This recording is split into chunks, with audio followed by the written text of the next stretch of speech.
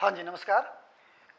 Constitution चल रहा था हमारा, पॉलिटी चल रही थी, उसमें पॉलिटी में कॉन्स्टिट्यूशन चल रहा था। और संविधान में हमने लास्ट लेक्चर जो देखा वो देखा अनुसूचियों का। और अनुसूचियों में हमने देखा कि मूल संविधान में 8 अनुसूचियाँ थी और वर्तमान में 12 अनुसूचियाँ हैं। तो कैसे ये जुड़ी उसमें, या कौन इसमें बदलाव कर रहा है, या कैसे ये जुड़ रही हैं, आज हम उसके विषय में बात करेंगे कि संविधान में संशोधन कैसे होता है, या संविधान में कोई चीज कैसे जोड़ी जाती है, या किसके पास ये शक्ति है, या कौन इसको करता है। आज तो हम ये जानेंगे कि संविधान में संशोधन कौन करता है, कितने तरीके से होता है, और प्रोसीजर क्या है, प्रक्रिया क्या है संविधान संशोधन की। आज हम कॉन्स्टिट्यूशन अमेंडमेंट के बारे में बात करेंगे, संविधान संशोधन के बारे में। संविधान, हमारे भारत का जो संविधान है, इसमें संशोधन, जब मैं संविधान की विशेषता पढ़ा रहा था तो संविधान की विशेषताओं में आपने देखा कि मैंने एक विशेषता ये भी बताई होगी कि हमारा संविधान क्या है, कठोर और लचीलेपन का समन्वय है। न ज़्यादा टफ है, न ज़्यादा क्या है, सरल विधि से यहाँ पे क्या होता है, अमेंडमेंट होता है। जैसे अमेरिका ले लीजिए, अमेरिका बहुत कठिन तरीके से अमेंडमेंट होते हैं। सबसे पहले लिखित संविधान अमेरिका का था और अभी तक सिर्फ 25 से 30 अमेंडमेंट हुए हैं। जबकि भारत को देखिए 100 प्लस हो गए, 100 से ज़्यादा अमेंडमेंट हो गए। और ब्रिटेन को ले लीजिए, वहाँ संविधान ही नहीं, मतलब संविधान है, सब परंपराओं पे चलता है। लिखित संविधान है नहीं, परंपराओं पे चलता है, तो आसानी से कोई भी चीज़ परिवर्तित हो जाती है। भारत में ऐसा नहीं है, भारत में दोनों का स्वरूप है। न बहुत सारी चीज़ें, बहुत सारी चीज़ों के लिए हमें टॉप प्रोसीजर अभी देखेंगे हम क्या होता है, उसमें बहुत कठिन तरीका अपनाना पड़ता है, और बहुत सारी चीज़ों में आसानी से हो जाता है। तो आज हम संविधान संशोधन के विषय में बात करेंगे, ठीक है। ये संविधान के भाग 20 में है, पार्ट मैंने बताया था 22/25 पार्ट है। तो संविधान के 20वें भाग में है संविधान संशोधन की प्रक्रिया, और आर्टिकल 368 में है, भाग 20 और आर्टिकल 368, ठीक है। और संविधान में संशोधन की शक्ति संसद के पास है, ठीक है। ये संविधान में संसद संशोधन कर सकती है, लेकिन मूलभूत ढांचे में कोई परिवर्तन न हो। ये केशवानंद भारती केस 1973 में सुप्रीम कोर्ट ने अपने निर्णय में कहा था कि आप संशोधन तो कर सकते हो, लेकिन मूलभूत ढांचे में संशोधन नहीं कर सकते हैं। मूलभूत ढांचा क्या है, बहुत सारी चीज़ें मूलभूत ढांचे में बताई भी सुप्रीम कोर्ट ने, और ये भी कहा कि समय समय पर सुप्रीम कोर्ट तुमको बताते रहेगा कि मूलभूत ढांचा क्या है, ठीक है। ये आर्टिकल 368 में है और भाग 20 में हो। 3 टाइप से भारत के संविधान में संशोधन होता है, ठीक है। कैसे? पहला है साधारण बहुमत से, दूसरा है विशेष बहुमत से,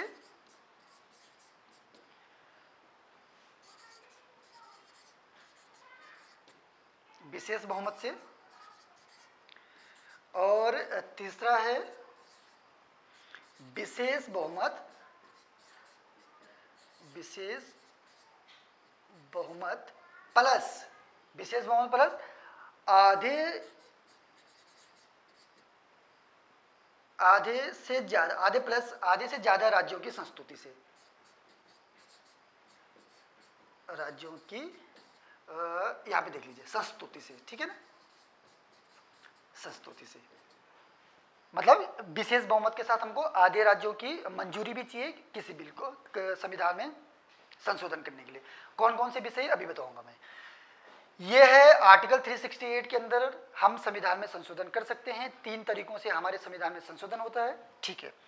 अब देखिए बेसिक इंफॉर्मेशन, संविधान संशोधन का बिल किसी भी हाउस में आएगा, किसी भी हाउस में आ सकता है, लोकसभा में चाहे राज्यसभा में, ठीक है।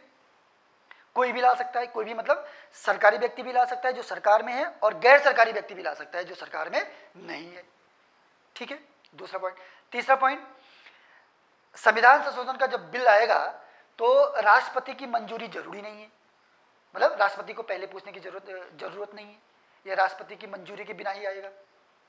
आगे जब हम मनी बिल और फाइनेंस बिल पढ़ रहे होंगे तो उसमें राष्ट्रपति की मंजूरी चाहिए पहले, तब बिल आएगा कहाँ, किसी भी हाउस में।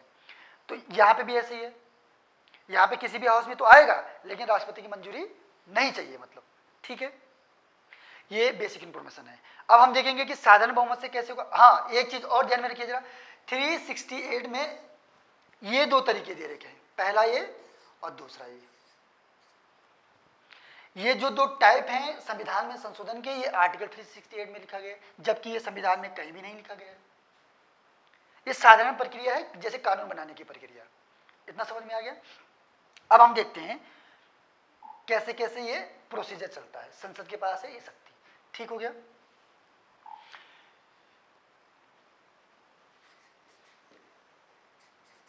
संविधान संशोधन, कॉन्स्टिट्यूशन अमेंडमेंट। ठीक है। संविधान संशोधन पहली प्रक्रिया है साधारण बहुमत से। ठीक है। साधारण बहुमत से कैसे होगा, देखिए। संसद के दो हाउस होते हैं, सबको पता है, और 3 अंग होते हैं। हाउस 2 होते हैं, लोकसभा और राज्यसभा, और अंग तीसरा कौन है, प्रेसिडेंट। अंग 3 होते हैं, हाउस 2 होते हैं। ठीक है ना। कोई भी बिल, मैंने कहा कोई भी व्यक्ति प्रस्तुत कर सकता है, किसी भी हाउस में आएगा, किसी भी हाउस में आ सकता है। कोई भी मतलब सरकार में है चाहे गैर सरकारी व्यक्ति, जो सरकार में नहीं है, मतलब जो कैबिनेट मिनिस्टर भी बिल पेश कर सकते हैं, और भी मेंबर जो सरकार में नहीं है वो भी कर सकते हैं। ठीक है। सपोज क्या हुआ, किसी भी हाउस में आ सकता है, ध्यान रखना। सपोज लोकसभा में आया, लोकसभा में माना 100 सदस्य है, 100 का 1/2 प्लस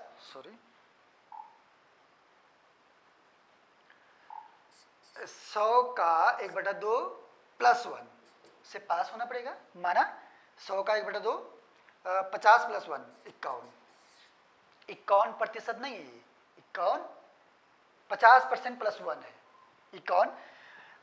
51 लोगों ने इसको क्या कर दिया, 51 सदस्यों ने इनकी मंजूरी दे दी। फिर ये बिल कहाँ जाएगा, दूसरे हाउस में। दूसरे हाउस, मैंने लोकसभा एग्जाम्पल लिया है, किसी भी हाउस में आ सकता है। दूसरे हाउस में राज्यसभा में जाएगा, राज्यसभा भी सेम प्रोसीजर, 1/2। सपोज यहाँ भी 100 सदस्य हैं, या 50 मान के चलो। यहाँ पे संसद के किसी भी हाउस में आएगा, लोकसभा या राज्यसभा, किसी भी हाउस में आया। सपोज यहाँ पे आए, लोकसभा में आए, लोकसभा में माना 100 सदस्य हैं, 100 का 1/2 + 1 से पास होगा। सेम प्रोसीजर यहाँ भी चलेगा। सपोज यहाँ 50 सदस्य हैं, 50 का 1/2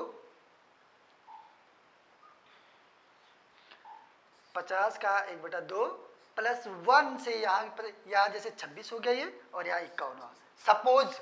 ठीक है ना। फिर ये बिल कहाँ जाएगा, राष्ट्रपति के पास, और राष्ट्रपति सिग्नेचर कर देगा और संशोधन हो जाएगा। ठीक है। साधारण बहुमत, ये साधारण वाला है। ठीक है ना। साधारण पहली जो प्रक्रिया है, साधारण प्रक्रिया से संविधान में कहाँ पे हम चेंजेस कर सकते हैं, या कहाँ पे बदलाव कर सकते हैं। एक तो हम, अब ये विषय है ना, पहला विषय है भाग फर्स्ट, पहला पार्ट है जो संविधान का, आर्टिकल 1 से लेकर 4 तक। इसमें अगर हमको कोई संशोधन करना है, सपोज किसी राज्य का नाम परिवर्तन करना है, या किसी राज्य की सीमा परिवर्तन करना है, या किसी राज्य का निर्माण करना है, तो हमको क्या करना पड़ेगा, साधारण बहुमत से इसको चेंज करना पड़ेगा। वो विषय इसमें है, पहले वाले में। ठीक हो गया। दूसरा, अगर हमको अनुसूची 2 में, शेड्यूल 2 में अगर कोई चेंजेस करना है, शेड्यूल 2 में क्या था, पहले पिछला लेक्चर देखना, इससे पिछले वाला। तो शेड्यूल 2 में मैंने बताया कि वेतन और भत्तों के बारे में है। अगर हमको वहाँ पे कोई चेंजेस करना है तो ये प्रक्रिया चलेगी। साधारण बहुमत में क्या होगा, कोई भी बिल आएगा, सपोज कॉन्स्टिट्यूशन अमेंडमेंट वाला बिल आएगा, और किसी भी हाउस में आ सकता है, कोई भी ला सकता है, सरकारी व्यक्ति या गैर सरकारी व्यक्ति। दोनों हाउस में 1/2 प्लस से पास होगा, आधे से ज़्यादा सदस्य उसको मंजूरी दे दें दोनों हाउसों से, फिर राष्ट्रपति साइन कर देगा, चेंजेस हो जाएगा। पहली प्रक्रिया। अब हम देखते हैं आर्टिकल 368 के अंदर, आर्टिकल 368 के अंदर जो पहला प्रोसीजर है, पार्ट फर्स्ट है, जो विशेष बहुमत वाला, विशेष बहुमत, ये लिखा हुआ है आर्टिकल 368 में। पहला वाला नहीं है, ये वाला लिखा हुआ है पहला, विशेष बहुमत में। फिर वही संसद,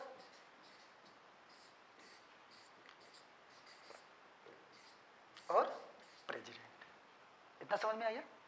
इसमें क्या होगा, इसमें कोई भी बिल आएगा, किसी भी हाउस में आ सकता है। सपोज लोकसभा में आया, यहां पे देखना, लोकसभा में टोटल सदस्य कितने हैं, राज्यसभा में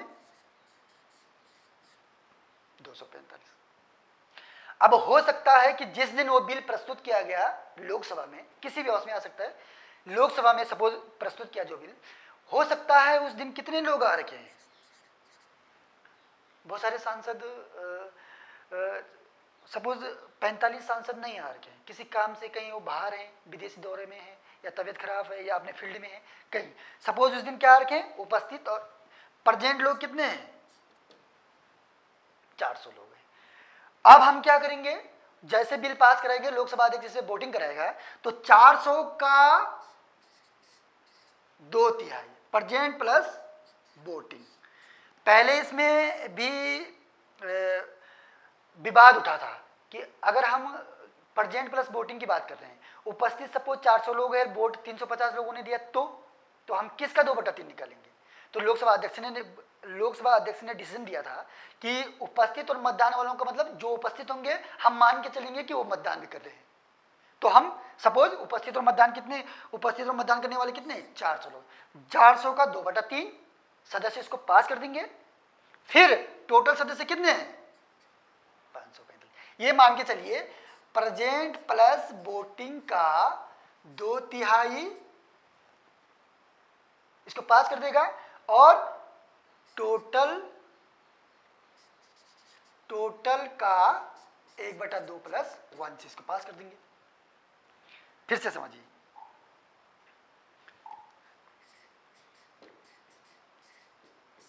ये संसद है, ये लोकसभा है, ये राज्यसभा है, राष्ट्रपति है, ठीक है।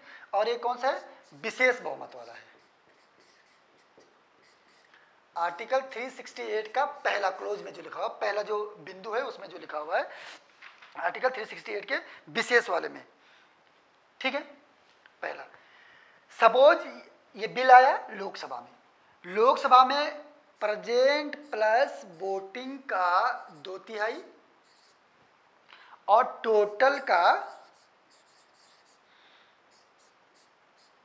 1/2 प्लस 1 से पास करना पड़ेगा। इतना समझ में आ गया। सपोज लोकसभा में टोटल सदस्य 545 हैं, 545 हैं, और उपस्थित उस दिन कितने हैं 400 हैं। उपस्थित और वोटिंग करने वाले कितने हैं 400 हैं। तो 400 का पहले 2/3 और फिर टोटल सदस्यों का 1/2 प्लस 1 से पास होगा ये बिल, और फिर जाएगा दूसरे हाउस में, सपोज राज्यसभा में भी सेम होगा, प्रेजेंट प्लस वोटिंग का 2/3 और उपस्थित टोटल का 1/2 प्लस 1 से पास होगा, और फिर राष्ट्रपति के पास जाएगा और राष्ट्रपति इस पर सिग्नेचर करेगा। 24वां संवैधानिक संशोधन 1971 में 24वां कॉन्स्टिट्यूशन अमेंडमेंट 1971 से ये लिखा गया था, या ये एक प्रावधान किया गया कि राष्ट्रपति इस पर अपनी वीटो पावर का प्रयोग नहीं करेगा, राष्ट्रपति इसको पुनर्विचार के लिए नहीं भेजेगा, राष्ट्रपति इस पर क्या करेगा सिग्नेचर करेगा, बाध्य है, सिग्नेचर करने के लिए क्या है बाध्य है। इतना समझ में आ गया। उपस्थित और मतदान करने वालों को जो उस दिन उस बिल के लिए क्या है प्रेजेंट है, उन लोगों का 2/3 निकालेंगे, और फिर टोटल उस हाउस की कितनी संख्या है उसका आधे से ज्यादा पास करके दूसरे हाउस में जाएगा, दूसरे हाउस में भी सेम प्रोसीजर चलेगा या सेम प्रक्रिया चलेगी। उसके बाद वो राष्ट्रपति के पास जाएगा, राष्ट्रपति उस पर हस्ताक्षर करेगा और क्या हो जाएगा अमेंडमेंट हो जाएगा या संवैधानिक संशोधन हो जाएगा।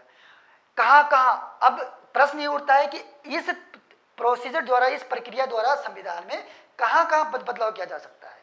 तो इंपॉर्टेंट चीज है फंडामेंटल राइट, मौलिक अधिकारों में अगर हमको कोई चेंजेस करना है तो हमको ये तरीका अपनाना पड़ेगा।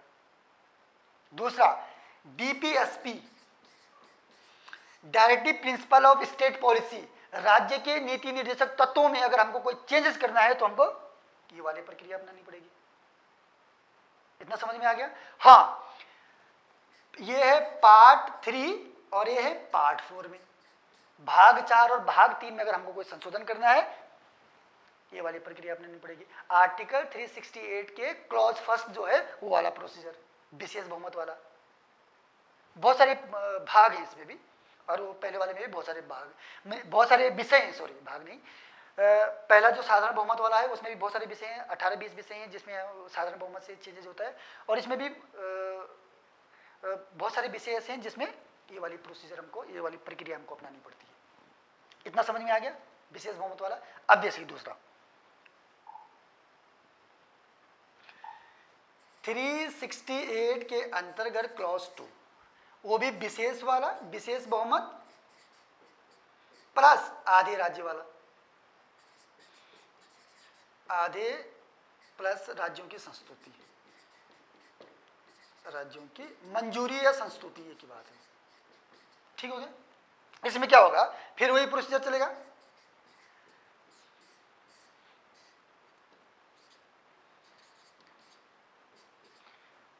इससे पहले ये कहां जाएगा, राज्यों के पास। ठीक है, राज्यों के पास। ठीक है, इसमें भी सेम प्रक्रिया है, विशेष बहुमत की सेम प्रक्रिया। कौन सी वाली, उपस्थित किसी भी हाउस में आ सकता है, किसी भी हाउस में, मतलब लोकसभा में है चाहे राज्यसभा में, कि ये कंफ्यूज मत होना कि मैं लोकसभा पहले लिख रहा हूं, किसी भी हाउस में भी आ सकता है। ठीक है ना, यहां में भी सेम चलेगा। क्या, प्रेजेंट प्लस वोटिंग का 2/3, 2/3 और टोटल का 1/2 प्लस 1 से पास करना पड़ेगा। जैसे विशेष प्रक्रिया, कितने लोग उपस्थित हैं उनका 2/3, वोटिंग करने वालों का, उपस्थित और मतदान करने वालों को 2/3 से पास करना पड़ेगा, और उस हाउस की टोटल सदस्य संख्या का 1/2 प्लस से 1 से पास करना पड़ेगा। फिर वो दूसरे हाउस में जाएगा, दूसरा हाउस भी सेम प्रक्रिया करेगा, उपस्थित और मतदान करने वालों का 2/3 और टोटल सदस्यों का 1/2 प्लस 1 से। इतना समझ में आ गया। फिर हो जाएगा कहां, राज्यों के पास। ये थोड़ा, ये हमारे संविधान में सबसे कठिन प्रक्रिया है संविधान संशोधन की। उसके बाद आएगा राज्यों के पास, और आधे से ज्यादा राज्य अगर इसको क्या दे दे, अपनी मंजूरी दे दे, आधे से ज्यादा राज्य मतलब वर्तमान में 29 हैं, अगर 15 दे दे तो 15 राज्य अगर इसको पास कर दे, उसके बाद जाएगा वो कहां, राष्ट्रपति के पास, और राष्ट्रपति इस पर सिग्नेचर करेगा, बाध्य है। मैंने बताया था 24वां संवैधानिक संशोधन 1971 द्वारा ऐसा हुआ कि राष्ट्रपति इस पर अपनी वीटो पावर का प्रयोग नहीं कर सकता है, पुनर्विचार के लिए नहीं दे सकता है, साइन करेगा और संवैधानिक संशोधन होता है। अब कौन कौन से विषय ऐसे हैं जिनमें क्या इसकी, ये वो तीसरी प्रक्रिया या आर्टिकल 368 की दूसरी प्रक्रिया का जो क्लोज 2 में लिखा गया है, उस प्रक्रिया का क्या करना पड़ता है, किस किस विषयों में इस प्रक्रिया की जरूरत पड़ती है। पहला विषय है, अगर हमको राष्ट्रपति के निर्वाचन में क्या करना है, कुछ चेंजेस करना है, तब हमको ये वाला तरीका अपनाना पड़ेगा। सुप्रीम कोर्ट और हाई कोर्ट के क्षेत्राधिकार में अगर हमको कोई चेंजेस करना है, तब हमको ये वाली प्रक्रिया अपनानी पड़ेगी। केंद्र राज्यों के संबंधों के बीच या शक्तियों के बंटवारे के बीच अगर हमको कोई चेंजेस करना पड़ेगा, तो हमको ये वाली प्रक्रिया अपनानी पड़ेगी। इन 3 तरीकों से संविधान में संशोधन होता है। पहला तो साधारण है, साधारण कानून बनाने वाली प्रक्रिया। ये 368 की विशेष प्रक्रिया और विशेष प्रक्रिया प्लस आधे राज्यों की, ये 2 बहुत इंपॉर्टेंट है। इसका मतलब जो साधारण बहुमत से हमारे संविधान में संशोधन हो जाए या साधारण बहुमत से कोई बिल या कानून बन जाए, तो उस समय हमारा संविधान क्या है, लचीला है। और जिस काम को करने के लिए हमको ये प्रक्रिया अपनानी पड़ेगी, या जिस संविधान संशोधन को करने के लिए हमको ये वाली प्रक्रिया अपनानी पड़ेगी, तो ये थोड़ा टफ है। इस मामले में हमारा संविधान क्या है, कठोर है। इतना समझ में आ गया। ये थी संविधान में संशोधन की तीनों प्रक्रियाएं। समझ लीजिए जरा, भाग 20 में है और आर्टिकल 368 में 368 में है। बेसिक इंफॉर्मेशन क्या है, पार्ट 20 में है और आर्टिकल 368 में है संविधान संशोधन की।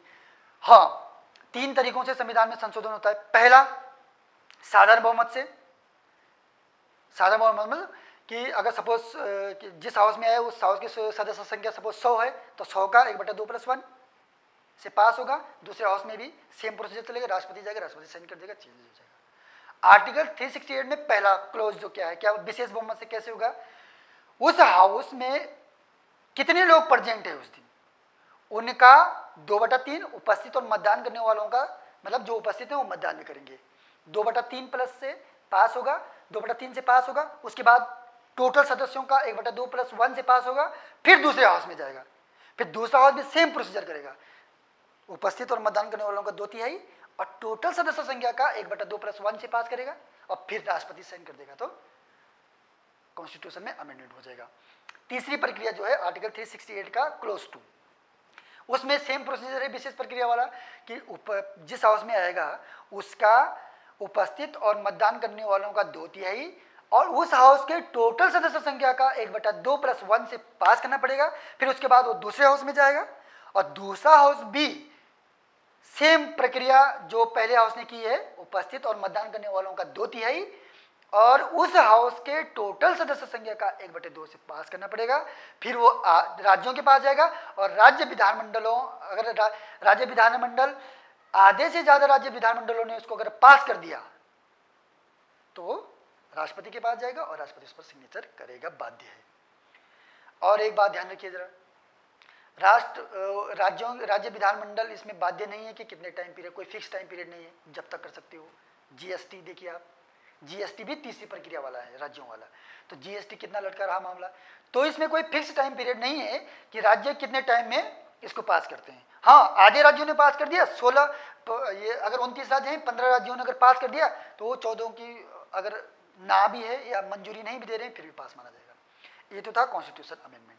पहली प्रक्रिया द्वारा बहुत सारे विषय हैं, भाग फर्स्ट में अगर कोई चेंजेस करना है तब पहली साधारण बहुमत वाली, या अनुसूची 2 में कोई बदलाव करना है तो साधारण बहुमत वाली से करेंगे हम। दूसरे में हमको क्या करना है, अगर मौलिक अधिकार और डीपीएसपी में कोई चेंजेस करना है तो हमको विशेष प्रक्रिया आर्टिकल 368 क्लोज 1 में जो प्रोसीजर दिया उसमें करना पड़ेगा। और तीसरी प्रक्रिया में राष्ट्रपति के निर्वाचन में या सुप्रीम कोर्ट, हाई कोर्ट के कोई क्षेत्राधिकार में बदलाव करना है या केंद्र राज्यों के बीच शक्तियों के बंटवारे में कुछ चेंजेस करना है, तब हमको तीसरी प्रक्रिया, कठिन वाली प्रक्रिया अपनानी पड़ेगी। तो ये तो था आज संविधान संशोधन की प्रक्रिया कि कैसे हमारे संविधान में कोई चीज़ जुड़ती है और कैसे कोई बदलाव किया जाता है। ठीक है, आज के लिए इतना ही। Thank you so much.